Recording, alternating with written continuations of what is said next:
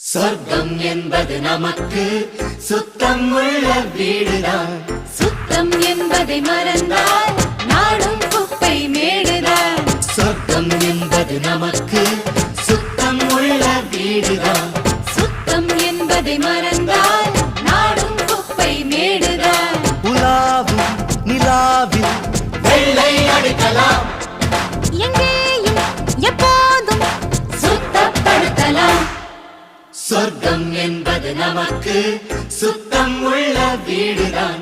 சுத்தம் என்பதை மறந்தால் நாடும் குப்பை மேடுதான்.